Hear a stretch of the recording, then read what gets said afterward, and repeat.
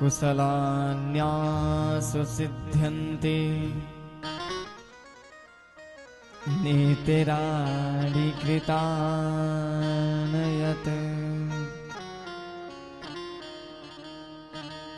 जैसे भ्रमर सारग्राही होता है, उसी तरह महाराज परीक्षित भी सारग्राही थे। इसी तरह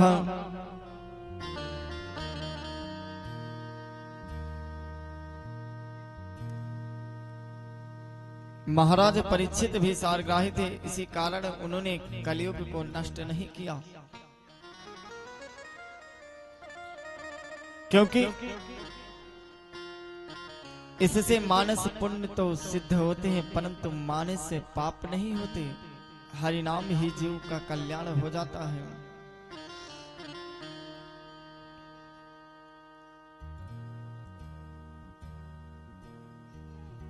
कि कल जोग के वाला हरि गुण गाहा, कल जोग के वाला हरि गुण गाहा, गावत नर पावहि भवथा, गावत नर पावहि भवथा।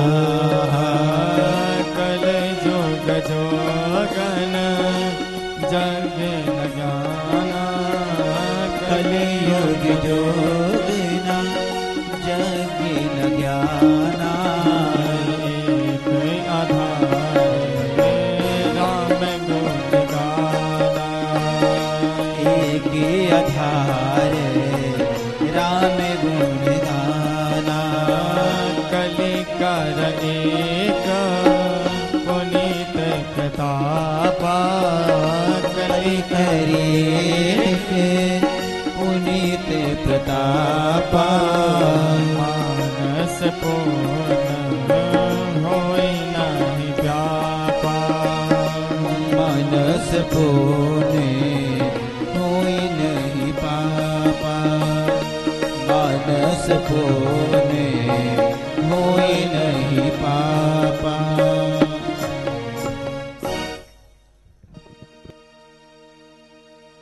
कलयुग में योग अज्ञात करने की आवश्यकता नहीं है, एक हरिनाम से जीव का कल्याण हो जाता है।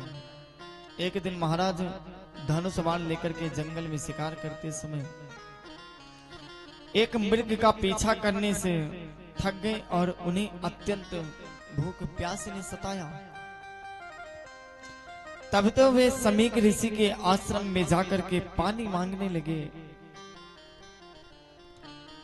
ऋषि उसी समय ध्यान में बैठे थे, तब उनको किसी के आने का आभास नहीं हुआ। जब महाराज ने देखा कि इस आश्रम में मुझे आसन आतिथ्य कुछ भी नहीं मिला, तो वे क्रोधातुर होकर के पास में ही पड़े हुए मरे सर्प को धनुष की नीक से विनिर्गच्छन्त धनुष्कोट्यां निधाय पुरमागमत्, उठा करके समीक ऋषि के गले में डाल करके नगर को चले गए। आश्रम वासियों ने यह समाचार कौशिकी नदी में स्नान कर रहे थे ऋषि पुत्र श्रृंगी से कह दिया। ऋषि पुत्र ने कौशिकी के जल को चुल्लू में अंजलि में लेकर के सांप दे दिया कि हे मर्यादा का उल्लंघन करने वाले, यही तक्षक आज से 7वें दिन तुझे तक्षक नाग बनकर के डसेगा। स्नान से वापस आकर के पिता के गले में पड़े सर्प को देख करके श्रृंगी लिपट करके रोने लगे। जब ऋषि का ध्यान भंग हुआ तो अपने पुत्र को रोता देख करके जब रोने का कारण जाना तो पुत्र से कहने लगे कि पुत्र, तुमने यह बड़ा अनर्थ कर दिया। राजा के न रहने पर देश में चोर डाकू बढ़ जाएंगे, यज्ञादि कराने वाला कोई नहीं रहेगा, धर्म का नाश हो जाएगा।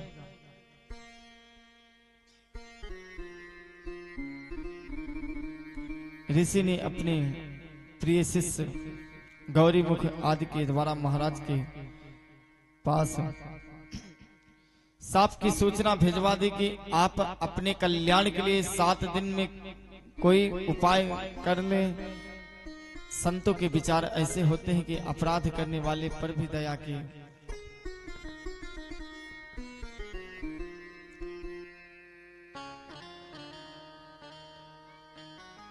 संतों की संगति सर्वदा कल्याणकारी होती है।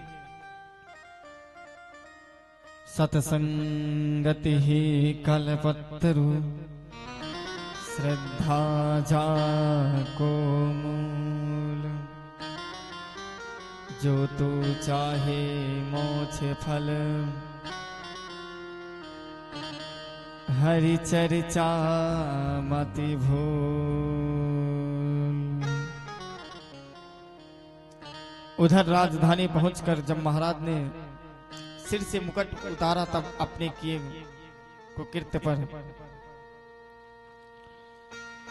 पश्चाताप करने लगे। उसी समय आश्रम से आए हुए मुनि कुमार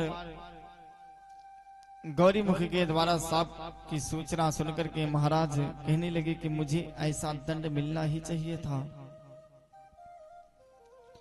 महाराज ने उसी समय जन्मेजय को राज भार सौंपकर तथा समस्त आसक्तियों को त्याग करके वासुदेव भगवान के चरणाबिंदों में मन लगा करके गंगा किनारे जाकर के अनशन पर बैठ गए, सोचने लगे।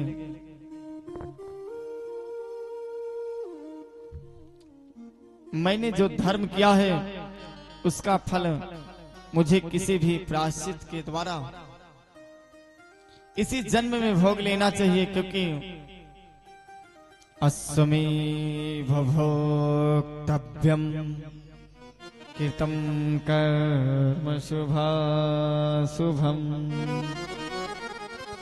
ना भुक्ते क्षीयते कर्म जन्यकोटि सतेरपि। महाराज जी गंगा के किनारे पहुंचने पर वहां अत्रि, वशिष्ठ, च्यवन, देवल, जमदग्नि, भारद्वाज, गौतम, अगस्त्य, परशुराम, व्यास जी और नारदादि ऋषि मुनि अपने अपने शिष्यों के साथ गंगा किनारे आ गए। महाराज ने सबका समयोचित स्वागत किया और सबको आसन देकर के बिठाया।